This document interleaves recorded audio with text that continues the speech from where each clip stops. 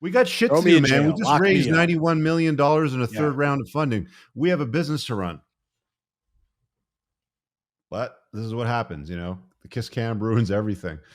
Like, that's going to stop people from cheating in the future. Come on. All right. So I got a bunch of, I don't know, I guess posts here. I can put it that way, where, we can sort of navigate down through all this. Because, I mean, there's this argument back and forth between the tradcons in the last week about monogamy and being faithful, and it's a right thing to do, and blah, blah, blah, blah, and all this stuff. And, just be a man and man up a little bit more. Like, stop being such a coward, like Jordan Peterson might say. He has an entire 3-part series that he put on the Daily Wire.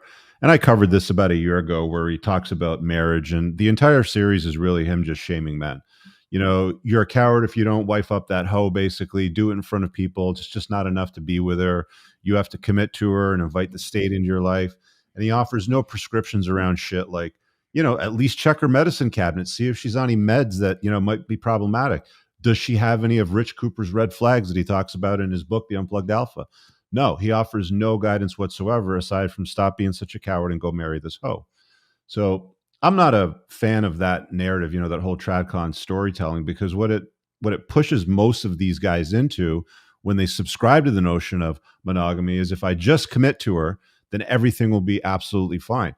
I have a video over here that I'm going to play for you guys to sort of frame this a little bit for you. So this is a chick, social media influencer on TikTok. And she talks about her marriage and why she got divorced. So let's have a listen here to what this lady has to say. I was never physically attracted to my ex-husband. I convinced myself that that was really shallow of me, and told myself that it was what was inside that really mattered. But Did you hear the start? Was the volume up? Yeah, I'm good. Yeah, she said, I was never physically attracted to my husband, is what she opened with. there was a lot missing from that relationship. Something else that ended up being a big problem that in the beginning of the relationship I didn't think would matter: health. I'm talking eating habits, hygiene, and just someone who gives enough of a shit about themselves to like go to the doctor on a regular basis. Another thing, religion. He was Catholic. I don't know, agnostic, spiritual, something along those lines. So I was like, it's fine. You believe what you believe. I'll believe what I believe. And it was kind of fine until we had a kid. Then a lot of arguments started happening because we didn't agree with what. So now they got a kid together, and this is where divorce gets really messy. I'll explain it right at the end.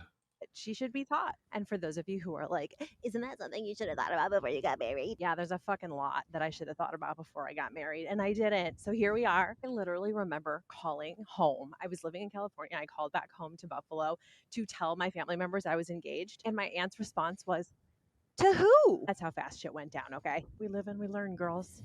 All right, there's your big bong. Look, so she opens the entire speech with, I was never physically attracted to my husband. I've said this so many times that women rarely marry their first choice. And I think that's one of the biggest contributing factors to the divorce rate, is that women aren't getting what they want. They always have to quote unquote settle, right? The man that I married, I was never physically attracted. Well, why did you marry him? Why? I'll tell you why. Because she's over 30. She's getting close to her expiry date for her eggs. Biological clock's ticking. She's got baby rabies. All of her friends are getting married. She's seeing their lives, doesn't want to be, on the sidelines, left out of it all. So she finds a good enough guy, quote unquote, even though she's not physically attracted to him, thinking maybe it'll build over time, or maybe she was out of options. Maybe she was straight out of options, dude. And then now the dude's divorced. She's probably going for custody, and she's going to leverage the corrupt family court system to extract as much money out of him as possible.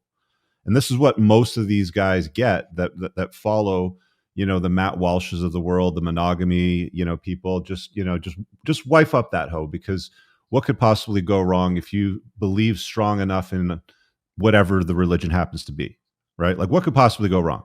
Especially if she's all about it too. She'll never leave you, because it's between you, your religion, and your wife, or whatever, the narrative happens to be, until this shit happens, which happens a lot. How many times have you seen this movie? All the time. I mean, it's enough that this is a TikTok trend. Like there's women that go on TikTok and it's like, oh, like in today's episode of Woman Talks About Divorcing Her Husband and being proud of it. Like, dude, imagine being the ex-husband. This didn't exist 20, 30 years ago where it's like if you broke up, that was it. That other person, you never saw them again. Maybe they moved away, they were dead to you. I mean, whatever it was. Now you can go online and see like your ex-wife or your ex-girlfriend telling the entire world about how you suck. Like, oh my God, dude.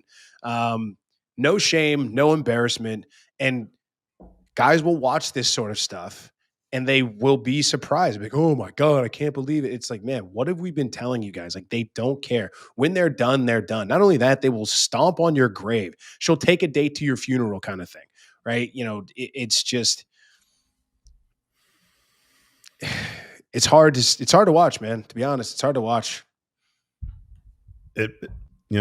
Like I said earlier, how many times have you seen this movie? I've seen this movie so many fucking times now. It's just like, all right, here we go again, down this rabbit hole. All right, guys, I really hope that you enjoyed that clip. If you want to check out the full-length podcast episode, you can find that right over here. Also, make sure you visit my website over here where you'll find my supplements, the opportunity to book me privately one-on-one for coaching, and most importantly, my new School of Unplugging, which you'll find on the courses tab. Newer to the channel? Hit subscribe.